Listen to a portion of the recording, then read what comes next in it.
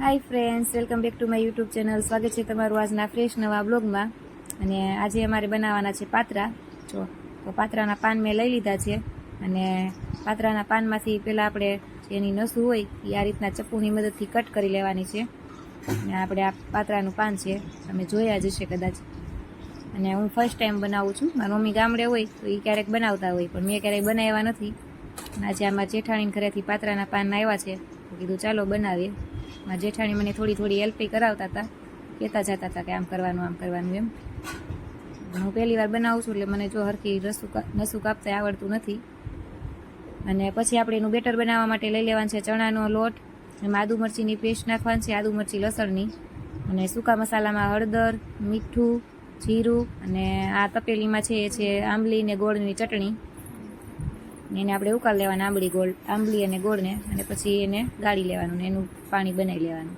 પછી આપણે બેટરની અંદર મિક્સ કરી દેવાનું છે સરસ રીતે. અને ઠીક થોડુંક રાખવાનું છે, થોડું જાડું બેટર રાખવાનું છે, એકદમ પાતળું નથી કરવાનું. પછી આપણે પાનને સરસ ધોઈ લેવાના છે, અને પાનને આ રીતના રાખીને અને હાથની મદદ વડે આપણે બેટરને આ રીતના સ્પ્રેડ કરી દેવાનું છે. પછી એની ઉપર આપણે બીજું પાન રાખવાનું છે. 3 પાનનું તમે કરજો. મેં પહેલું પાત્રું 4 પાનનું કર્યું હતું, એટલે થોડું જાડું થયું હતું. અને પછી મને બરાબર ખાયું નહોતું, એટલે તુષારને મેં કીધું હતું, એને કીધું કે લાવ હું લગાવી દઉં. એટલે તુષાર લગાવે છે હવે આ બેટર. પછી એક પાન આડું અને એક પાન આ રીતના સામે પાન આવવા જોઈએ એમ ટૂંકમાં.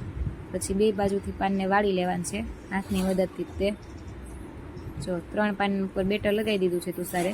પછી 2 બાજુથી પહેલાં આ સાઈડથી વાળી લેવાનું, પછી આ બાજુથી રોલ વાળવાનો હાથની મદદથી. સરસ મજાનું પાતળું આપણું તૈયાર થઈ જશે. અને પછી આપણે એને મૂકીશું બાફવા માટે. એટલે બહાર જેવા ટેસ્ટી પાત્રા બનશે. તમે ઘરે આ રીતના બનાવો ને તો તમને ખાવાની પણ મજા આવશે. અને આપણે જે પ્રકારે ટેસ્ટ આપવો હોય એ પ્રમાણે ટેસ્ટ પણ આપણે આપી શકીએ. જો આ રોલ આ રીતના વાળી દેવાનો, અને પછી આપણે એને તપેલાની અંદર પાણી લઈને અને ઉપર ભાતિયું મૂકીને એ રીતના બાફવા મૂકવાના. જો નીચે તપેલું મૂક્યું છે અને એમાં પાણી છે અંદર, અને એની ઉપર છે ભાતિયું, અને એની અંદર બધા રોલ મૂકી દીધા છે. અને ઉપર હવે થાળી ઢાંકી દેવાની છે.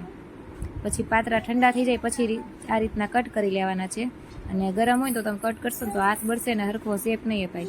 પણ મારે થોડીક ઉતાવળ હતી જમવાની, એટલે અમે ગરમ જ હું કટ કરવા માંડી હતી, મોડું થઈ ગયું હતું એટલે.